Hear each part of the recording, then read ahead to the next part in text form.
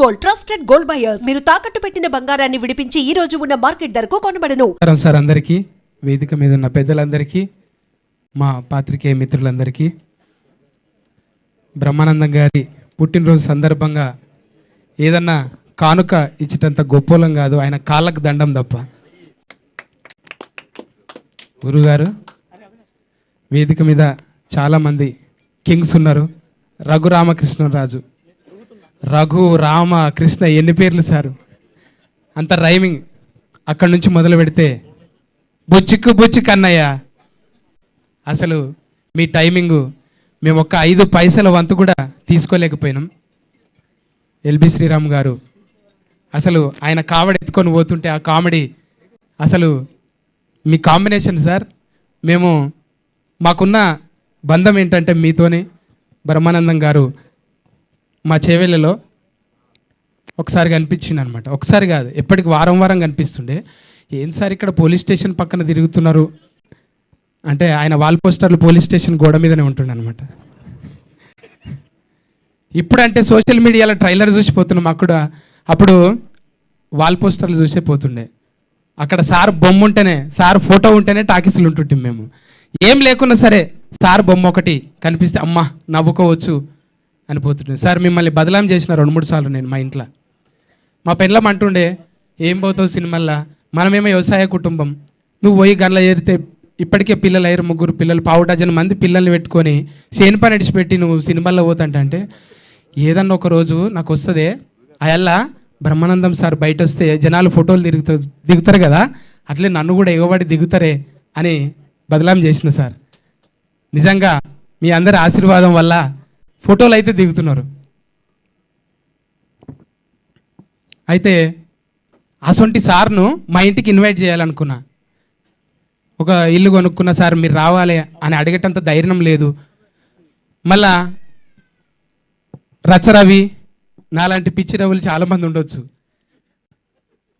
కానీ అడిగిన తమ్ముడు రచరవిని, తమ్మి వస్తాడా అంటే, ఎందుకు డార్లింగ్ నేను తోలుకొస్తా నీకు అన్నాడు గట్టిగా. నిజంగానే వట్టిగా నేను ఇగో ఏం లేదు సార్ నువ్వు కాళ్ళకి దండం పెట్టా అన్నాడు. అమ్మాయి రెమ్యునరేషన్ తీసుకునేటోళ్ళు కూడా కాళ్ళకి దండం అంటే ఇంత పవర్ ఉంటుందా?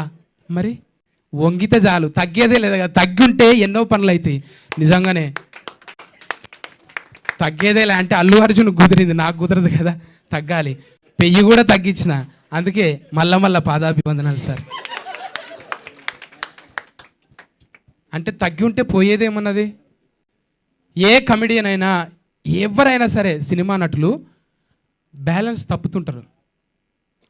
ఎవడో ఒకడు కులపోడు వస్తాడు, అన్నా నీ వెనక ఎంతమంది తెలుసా, నువ్వు రా అన్న మా దాంట్లో నువ్వు తోపన్నా అంటే పోయి అరే కొడుకుల్లారా అంటాం. మా ఇంత తర్వాత చూసుకుంటే అమ్మ ఎవరు లేడేంద్రా, ఏడు పోయినరా జిందాబాద్ అమ్మా, ఇట్లా అవుతుంటుంది. అంటే బ్యాలెన్స్ తప్పకుండా, కాంట్రవర్సీ లేకుండా అది గురువు గారికి ఒక్కరికే సాధ్యం. అది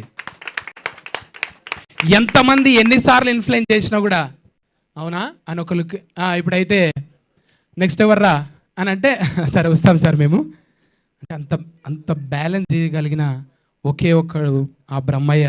మీకే కుదిరిందయ్యా అది. ఇంకా చాలా చెప్పాలని సార్ మీ గురించి, చాలా చెప్పాలని ఉన్నది.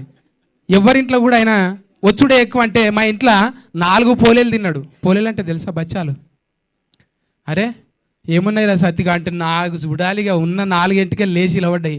మా పోరలు నీకు అంత క్లోజా అంటే ఏమనుకున్నావురా మేవాడా అని అంటుంటే వాళ్ళు బ్రహ్మానందం సార్ మనకు తెలుసు, మా ఇంట్లోకి వచ్చిండు. అబ్బా ఇక ఏ చుట్టాలు అందరి చుట్టాలను మర్చిపోయి సార్ చుట్టే తిరుగుతున్నాడు. నేను దించొస్తా పోరలు. అరే నీ కొడుకులు ఇంత పొడవైన రారా అంటే మరిగా సార్ బ్లెస్సింగ్ సార్. నిజంగా మా తప్పటడుగుల్ని సరి చేసుకోవడానికి మీరు ఒక సూత్రం సార్, మీరు ఒక సూత్రం. అది ఎంత పథ్యం ఉండాలంటే ఎల్లేదన్న గడవడంగానే లబలబలబ ఉరుకుడు అవుతున్నది. సార్ను చూసి నేర్చుకోవాలి.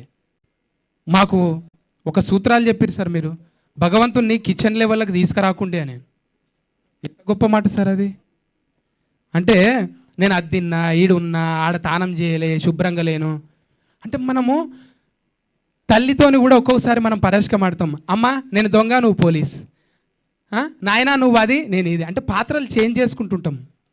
కానీ మనం కొలిచే దేవుణ్ణి కూడా ఒక్కొక్కసారి అంటారు, ఉన్నావా అసలు ఉన్నావా, ఉంటే కళ్ళు మూసుకున్నావా, ఈ లోకం కుళ్ళు చూడకున్నావా అంటే ఆ పాటలు దేవుణ్ణే తిట్టినట్టు ఉంటాయి. మరి అప్పటి సోషల్ మీడియా లేదు, ఒక్కటి పొల్లు పోయినా ఇప్పుడు రేపు పొద్దుగాలు ఉంటారు చూడు, నోరు జారిన బిత్తిరి సత్తి వాయమ్మా అవి పెట్టలేక ఆ కామెంట్లు చూడలేక మనం బతికేదే అనలే కదా. మన బతుకులనే జోకులు ఉంటాయి, మన బతుకుల పాటలు ఉంటాయి, మన బతుకుల ఎన్నో పరాశకాలు ఉంటాయి. ఒట్టి పరాశకానికే పరాయి దేశం పోయినట్టు ఫీల్ అవుతుంటారు. అవన్నీ దయచేసి చేయొద్దు. ఈ కెమెరాల సాక్షిగా అడుగుతున్నానండి. పొరపాటున ఎమోషనల్గా కొన్ని మాట్లాడుతుంటాం అంటే అమ్మ మీద పరాశకం ఆడినట్టే. అమ్మతో పరాశకం ఆడమా మనం? ఒక్కొక్కసారి అట్లనే మనం ఉండే జీవితాన్ని ఒక్కొక్కసారి కామెడీ చేయాలనుకొని, అందుకే ఆయన చాలా తెలివిగా ఎవరిని బాడీ షేమింగ్ ఉండదు, ఆయనకు ఆయనే చేసుకుంటాడు. ఇప్పుడు నేను ఎట్లయితే సందు పనులు అనుకుంటా, డొప్ప చెవులు అనుకుంటా, తొట్టి కడుపు అనుకుంటా, అట్లా మా మీద మేమే జోకులు వేసుకొని నవ్వించడానికి ప్రయత్నం చేసే అది తప్ప కాంట్రవర్సీ ఎక్కడ ఉండదు. గురుగారిని ఆదర్శంగా తీసుకొని, గురుగారు మీకు నెంబర్ అనేది 70 అనేది ఒట్టిదే సార్, మీరు ఎన్ని తరాలు ఆ తరాలకు సరిపోయే మీరు కామెడీ బ్రహ్మ సార్, మీ ఆశీర్వాదం ఎప్పుడు ఉంటూ 3వసారి గురుగారు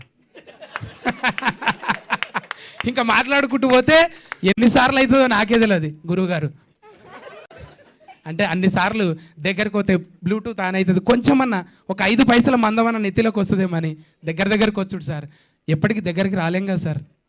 థ్యాంక్ యూ సార్. రఘుబాబు అన్నయ్య, అట్లనే ప్రగతి గారు, చాలామంది ఉన్నారు. మీ పేర్లు సార్, పృథ్వీ అన్నయ్య, థ్యాంక్ యూ అన్నయ్య.